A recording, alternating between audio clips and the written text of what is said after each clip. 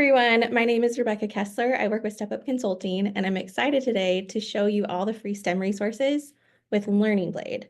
So Learning Blade is partnered with DESE, so all of the materials are free for every student in Missouri, which is really exciting. So first off, we are going to start by reviewing the background information on Learning Blade's purposes and resources. Then we'll look at the access options that you have, and then we'll view a little bit behind the login screen. So first, the reason that Learning Blade is doing this work is because there's a growing workforce demand for career technical education and STEM trades specifically, but students aren't wanting to do those different career paths right now.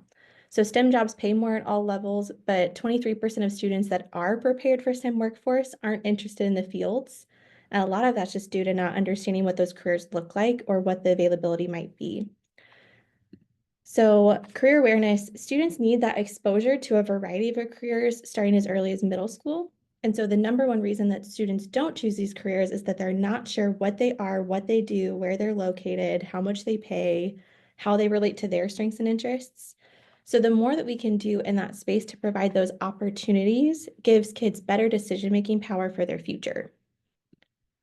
So Learning Blade specifically does this in two overlapping ways. So they use these CTE missions, and it helps kids dive into different careers, different ways of working, different industries, and they're all in these contextualized learning pockets, which was my favorite. So we'll see those in just a minute. But for teachers, every single mission is tied to state academic standards and helps kids practice at the level of rigor to transfer that knowledge into new environments. So these are the 13 missions that are available. There's one in addition that we'll talk about that's special, but for these ones, there's building submarines and heart surgery and fresh food.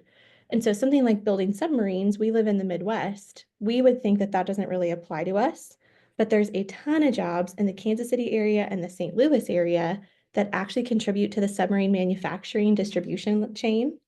And so there's a lot of jobs that relate to submarines here in Missouri. So past this is a little bit of a deep dive into one of them. So this one's called Beneath the Waves, Building Submarines.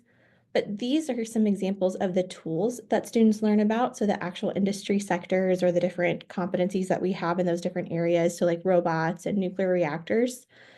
And then teammates is where they get exposed to 5 different careers for each mission.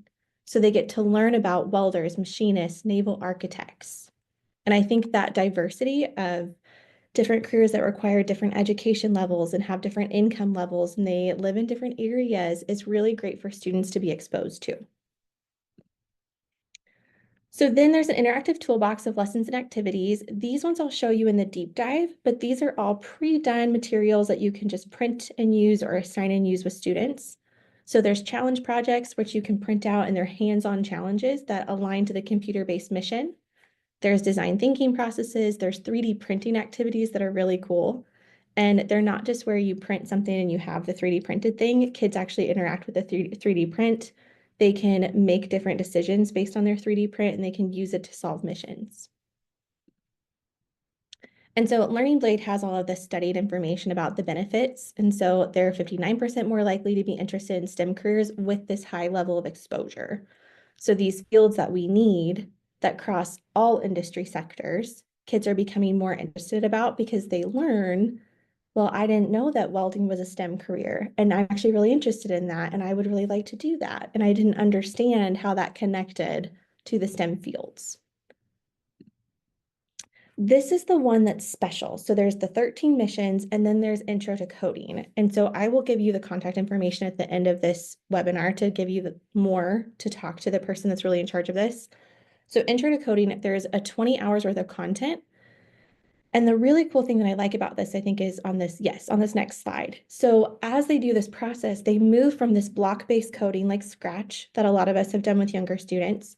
They do that block-based coding, and then they get to see it in text form. They move to text-based coding, and it moves them along that continuum. So kids can actually take this coding progression more than once. They can start in one place and move through. So if they do this in 5th grade and they love it, but they're just doing block building, then they can do the coding experience again in 6th grade, and they can start learning some of that text-based coding. So it really dives into this really deeper structure. But if you choose to use the coding progressions, you'll meet with one of their representatives to walk you through it, and all of that training is free as well. This is one of their new modules, which is really relevant in our world of AI and instructional technology. So they have an AI module that helps kids understand the ethics of AI, what it's doing for people, where it could head, different ways that we could use it in society. But what I really like that the representative said is that kids aren't using AI to do the module. So they're learning about it in a safe, contained environment where we know they're not just pulling things in from all across the web. They're learning deeper into what AI can do and what the implications of AI are. So I think that's really helpful and beneficial too if we just want kids to understand like how to use AI where it's not just plagiarism. So this is some information about the Perkins 5 if you're a Perkins 5 recipient. It does talk about career exploration in middle school, and this fulfills some of those credits. So if you want kids to do some more CTE and STEM work, this fulfills those requirements. It's not the only way to fulfill it, but Learning Blade does. It's a nationally recognized program. And then this part I thought was great. So there's a lot of states that have licensed partnerships with Learning Blade, and so that's what makes it free for students. It's not just free for public school students. So it's free for private school, homeschool, charter school, public school, all the kids. All the kids can have access to this. I have an account and I'm currently not an active teacher. And so I'm able to create an account and I can show this to teachers so that they can use it with students. So anyone in Missouri is allowed to have an access account. And so to access that, you'll go to learningblade.com/mo. You'll sign up and you'll give some information about if you're a school, organization, homeschooler, things like that. But something to know is that the accounts are created by a person. They're not created by an automated system. So I think I signed up for one on like a Thursday and I was given access on a Friday. So it's a pretty quick turnover, but it is a person that does it. So don't expect to get an automatic email. So again, that's learningblade.com/mo. And I'll show you that at the end of this as well. Some really cool options if your school sites use these, like Clever, ClassLink, Schoology, is that you can do single sign-on with Learning Blade. So you can add this to your Clever. So whenever kids log in with their code, they can just click their Learning Blade icon and it takes them to Learning Blade. So if you already use one of those, that's great. If your school doesn't, you can create whenever you give them your class code, whenever you develop your classes, and I'll show you that. It'll give you a unique class code. The students will plug it in and they'll get a username and password, but they don't have to provide their contact information at all. So Learning Blade doesn't house their emails or anything like that. So it's super secure that you're the only one that has that information about your student. This is the contact information. So there's 2 emails that you can email. Both of them are monitored daily is what I've been told. So info@ and support@learningblade.com. But our state director and our state rep is Michelle Lynch. So she can come to your school, she can Zoom in and have conversations with you. They've had members from their team, a teacher got stuck teaching some of the lessons, and they had one of their team members Zoom in and teach the entire class. So they provide a high level of support. They can come to your building and train teachers. They can do all kinds of things. So Michelle Lynch is michelle@learningblade.com, and she provides her phone number as well. And she's very responsive by email. So she's a great resource. So next we're going to take a look behind the login screen. So this is what it looks like for the teachers, that you've got your teacher dashboard, your students, your classes, your resources. You also have the student view, which I think is really helpful. Sorry, I need to move my Zoom controls. Okay, we also have the student view, which is really helpful. So we can log in and we can see what is a student going to experience, what accommodations might I need to provide. They have quite a few accommodations built in, which is helpful as well. So we'll get to that. So on this dashboard, whenever you have students in here, you can see how many activities they completed or how long it's taken them. You can create classes down here. You can add students to. You can also select which mission different classes are working on. So if you have one class working on one and another class working on another, you can filter by just which missions they're actually selected to do. And then up here, whenever you have students logged into this, you can see like across this top, this part does not change. You got their usernames, their student ID, which is just a generated account code, the grade, and then any reports. So it gives their activity log. Your classes, you can do the same thing. So here you could have multiple classes. And Michelle, whenever she demonstrated this, she had like 40 classes. So you get basically an unlimited number. And she said there's also not a cap for kids per class. So that's really helpful. If you just want all 6th graders you work with in one class and all 7th graders with another, you can do that. The resources section is really where you're going to live for lesson plan and programming purposes. So in here, there's some reference documents, which are really helpful. So the first time you get in here, you can look at startup instructions, how to get kids signed up, all of that. And then down here, we've got those 13 missions, the intro to coding and the introduction to AI. So I'm just going to pick into dolphin rescue, design thinking dolphin mission. I'm going to put that I'm currently using this with 0 students. There were some participants that asked, why do we put the number of students? And so they can report it to DESE, how many people are using it. And so when I open this up, Jess, are you still able to see that? Okay. So in this one, we've got the full teacher guide. So we've got everything the kids are going to do, questions you're going to ask, explanations of the activity. They've thought of all the things. You've got student handouts. You can print this portion and do these different works together. But it's really detailed and thought out so that as the teacher, you can spend time reading it and understanding how you're going to support your students instead of having to plan all of this, because that would be overwhelming. So lots of materials here. Some of the fun things too, they've got the Maker Quest 3D. This is where you can print the 3D model if you have a 3D printer at your school. Kids can also make changes to the different programming aspects and print different models so they can build stuff. We've got the mission challenge. The paper craft figures are really fun. These ones are just kind of a fun little bonus if you've got kids that have time. So this one, they've got the 5 teammates for each mission. And so it dives into like what this person does. So this one's a biomedical engineer. And then we've got some of the tools that are inside. So some of it's just really fun stuff that you could have, but they can demo their learning or they could do fun skits or you can have them demonstrate learning in different ways. So those paper crafts are really fun. Then we got the STEM for parents. So this is information that can go home to help parents understand what you're doing with their student, questions they could have at home, supports they could give. So all of these are really built out. They've got all of these different materials that you can print and use. But on the student side, so we're going to swap over here for a second. Let's do the same dolphin rescue.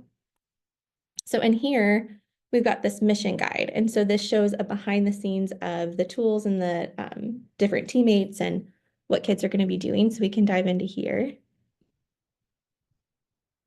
And so this is fun. So kids are reading this, but one of the built-in accommodations is that you can turn this sound on and it will read the entire section to the student. So they can listen to it multiple times.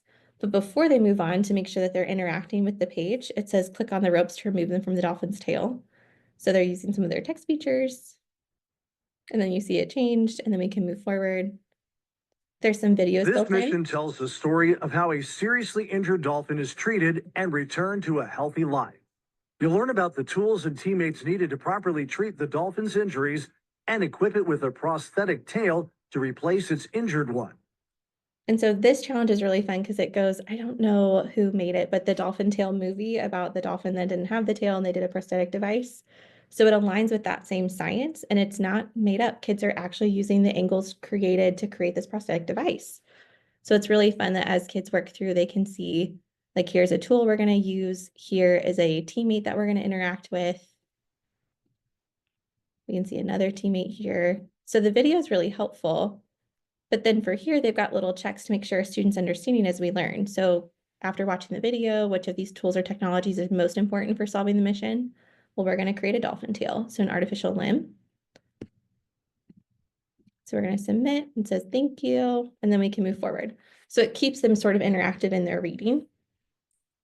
But I really like the accommodation supporter as well, that it reads out loud to them. So this one is their learning mission. And then over here as well, we've got those tools and teammates. So we can click in any of these, like the artificial limb, and then we can see these different activities that are inside of this. So over here, I've got 2 out of 3 attempts. Something I liked as well is as the teacher, you can reset their attempts. So if they've made it to 3 out of 3 and they haven't passed it yet, you can have a conversation, you can do a small group, you can just say, hey, were you not taking your time in reading? And so they can try again. So whenever they go in here, they're reading these short snippets about the mission, and it really envelops into that larger mission of what they're creating and the problem they're solving. But this is some of that background content. So kids could read it at any pace they want to. You could say, hey, you're going to do your background work, and then next week we're going to do the mission. So they could choose and make all of those good voice and choice decisions about when they want to do each part. But I like that it's got some of that built-in assessment just to make sure that they're understanding what they read, but they're learning all of these different background pieces.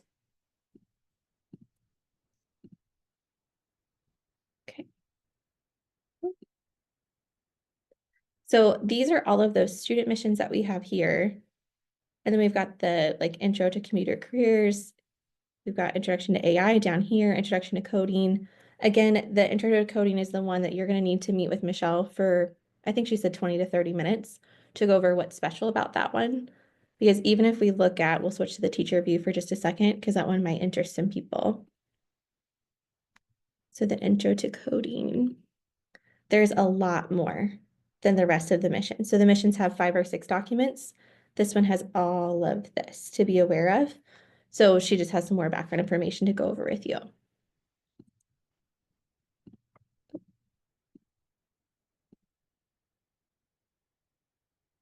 Okay, so one last time to get your teaching account for Learning Blade, it's a free account for you, free account for your students.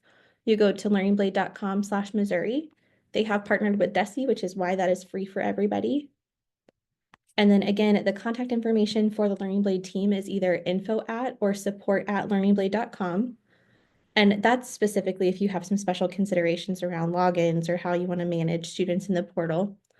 And then our state director is Michelle Lynch, and you can access her with michelle@learningblade.com. I hope this was beneficial and helpful for you today.